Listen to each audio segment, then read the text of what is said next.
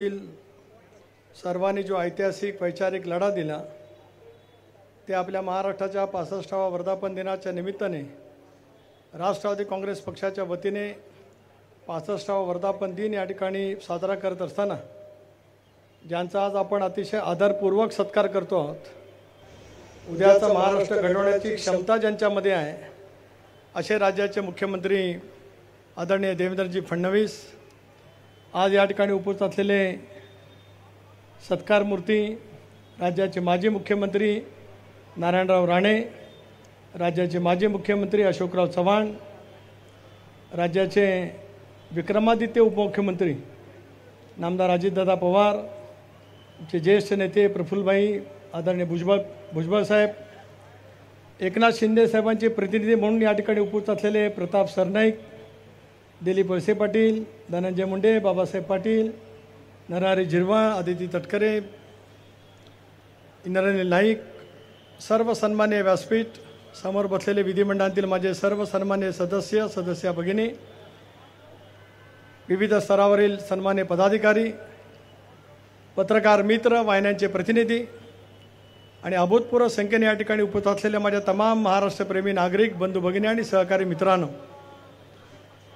राज्याचा 65वा वर्धापन दिन या ठिकाणी अतिशय उत्साहाच्या वातावरणामध्ये साजरा करत असतानाच आदरणीय फडणवीस साहेब आपलं, राणे साहेबांचं आणि अशोक चव्हाण साहेबांचं राष्ट्रवादी काँग्रेस पक्षाच्या वतीने मी सुरुवातीलाच मनपूर्वक हार्दिक या ठिकाणी स्वागत करतो।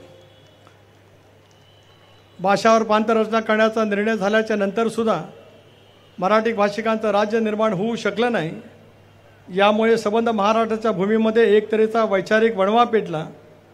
द्वैभाषिक राज्य नको, आम्हाला मराठी भाषिकांचं राज्य असलं पाहिजे, ही भूमिका महाराष्ट्राच्या कानाकोपऱ्यामध्ये साहित्यिकांनी, पत्रकारांनी, लेखकांनी, शाहिरांनी, कामगारांनी, शेतकऱ्यांनी इतक्या मोठ्या प्रमाणावरती प्रज्वलित केली।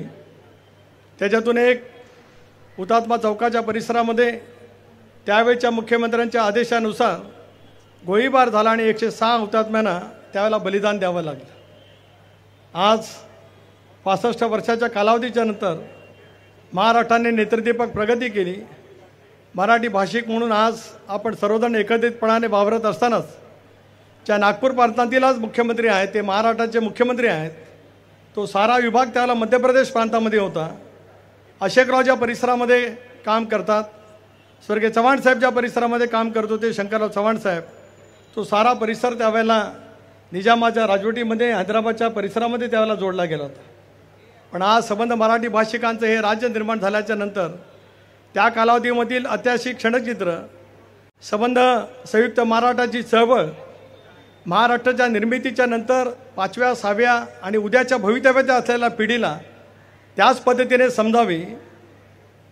स्वातंत्र्य मिळाल्याच्या नंतर आपलं राज्य निर्माण झालं नाही, पण त्यासाठी केलेला संघर्ष हा अजरामर त्या ठिकाणी राहिला आणि त्याच्यातून मराठी भाषिकांचं राज्य निर्माण झालेलं पाहायला मिळू शकलं। स्वर्गीय चव्हाण साहेबांनी सुसंस्कृत महाराष्ट्र घडवला, सामाजिक समतेचा महाराष्ट्र घडवला। छत्रपती शिवराय अवघ्या देशाचे मानबिंदू, 18 पगड जातीला बाला बलुतेदारांसोबत घेत छत्रपती शिवाजी महाराजांनी हिंदवी स्वराज्याची स्थापना केली। राजर्षी शाहू महाराज, महात्मा ज्योतिबा फुले, डॉक्टर बाबासाहेब आंबेडकर यांनी सामाजिक समतेचा इतिहास या महाराष्ट्रामध्ये रचला आणि आध्यात्मिक विचाराची मजबूत चौकट तुमच्याने माझ्या महाराष्ट्राला मिळाली। आज मुख्यमंत्री महोदय आपण या ठिकाणी आलात। 1 मे रोजी स्वर्गीय चव्हाण साहेबांनी शपथ घेतली। चीनच्या युद्धाच्या वेळेला पंडित जवाहरलाल नेहरूंनी चव्हाण साहेबांना दिल्लीला बोलवलं आणि सह्याद्री हिमालयाच्या मदतीला धावून गेला। चंद्र सूर्य तारे असेपर्यंत हे लिखितच आहे की त्यावेळेला हिमालयाच्या मदतीला सह्याद्री धावून गेला स्वर्गीय चव्हाण साहेबांच्या रूपात। मारुतीराव कन्नमवार साहेब मुख्यमंत्री झाले, त्यांचं निधन झाल्याच्यानंतर काही कालावधीपुरता बाळासाहेब सावंत मुख्यमंत्री झाले, वसंतराव नाईक साहेब मुख्यमंत्री दीर्घकाळ राहिले, स्वर्गीय शंकरराव चव्हाण मुख्यमंत्री झाले, चव्हाण साहेबाच्या नंतर वसंतदादा राज्याचे मुख्यमंत्री राहिले, वसंतदादानंतर आदरणीय पवार साहेबांनी राज्याचं नेतृत्व केलं, पवार साहेबांच्या नंतर बॅरिस्टर अंतुले साहेबांनी राज्याचं नेतृत्व केलं, अंतुले साहेबांच्या नंतर बाबासाहेब भोसले, वसंतदादा पाटील, पुन्हा एकदा वसंतदादा, शिवाजीराव निलंगेकर, शंकररावजी चव्हाण साहेब, आदरणीय पवार साहेब यांनी 90च्या आसपास महाराष्ट्राचं नेतृत्व केलं पवारसाहेबही 91ला दिल्लीला गेले, संरक्षण मंत्री म्हणून गेले. तीच पुनरावृत्ती 40 वर्षाच्या 30 वर्षाच्या कालावधीच्या नंतर झाली आणि सुधाकरराव नाईक साहेबांनी नेतृत्व केलं. राज्यामध्ये महायुतीचं सरकार आलं, मनोहर जोशींनी नेतृत्व केलं आणि अखेरच्या कालखंडामध्ये राणेसाहेब आपणही नेतृत्व दिलं. विलासरावजी मुख्यमंत्री झाले, सुशीलकुमार शिंदेसाहेब मुख्यमंत्री झाले, पुन्हा विलासरावजी मुख्यमंत्री झाले आणि अशोकराव आपण त्यावेळेला 8मध्ये मुख्यमंत्री झालात, 9मध्ये सुद्धा आपण मुख्यमंत्री झालात. मग पृथ्वीराज चव्हाण मुख्यमंत्री झाले आणि 2014मध्ये 5 वर्ष सलग मुख्यमंत्रीपद भूषवणारे एकमेव मुख्यमंत्री म्हणून सुद्धा वसंतराव नाईक साहेबांच्यानंतर देवेंद्र फडणवीस साहेब तुम्ही महाराष्ट्राचा राजकीय इतिहास घडवला.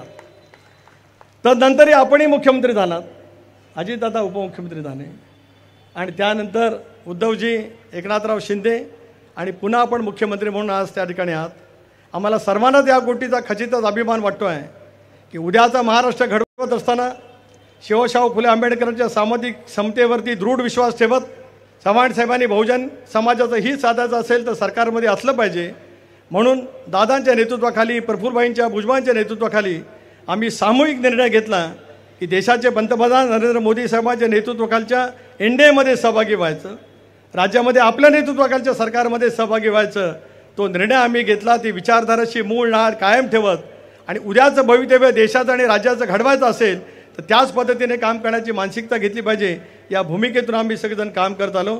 राज्याचे पहिले उपमुख्यमंत्री नाशिकराव तिरपुडे, बॅरिस्टर रामराव अधिक, त्यानंतरच्या कालावधीमध्ये गोपीनाथराव मुंडे साहेबांच्या नंतर आदरणीय भुजबळ साहेबांच्या नंतर विजयसिंग मोहिते पाटील, आर पाटील, परत भुजबळ साहेब, त्यानंतर मग सलग उपमुख्यमंत्री अजितदादांनी त्या ठिकाणी काम केलं. मधल्या कालावधीमध्ये देवेंद्रजी आपणही मुख्यमंत्री राहिला, उपमुख्यमंत्री झालात आणि आता या कालावधीमध्ये राज्याचे उपमुख्यमंत्री म्हणून एकनाथराव शिंदे त्या ठिकाणी काम करत आहेत. हा सगळा महाराष्ट्राचा जाज्वल्य इतिहास या ठिकाणी रेखाटलेला आहे.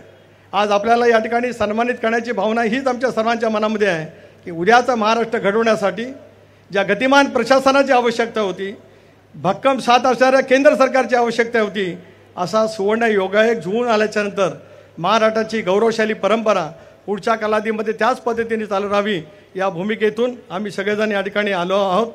आपण आलात त्याच्याबद्दल आपले आभारही मानतो.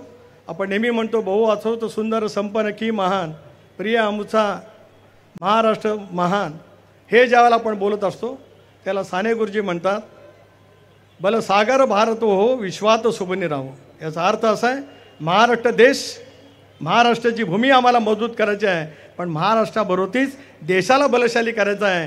हा विचार वर्षानुवर्ष आम्ही जो जतन करत आलो त्याच विचाराची पाठराखण पुढच्या कालावधीमध्ये करण्याचं काम महाराष्ट्र करेल आणि त्या महाराष्ट्राचं समर्थ नेतृत्व आपण दादा एकनाथराव शिंदे, मंत्रिमंडळातील सर्व सहकारी, मोदी साहेबांच्या, अमितभाईंच्या नेतृत्वाखाली करतील असा विश्वास या ठिकाणी व्यक्त करतो. आपल्या अंतःकरणापासून या ठिकाणी स्वागत करतो.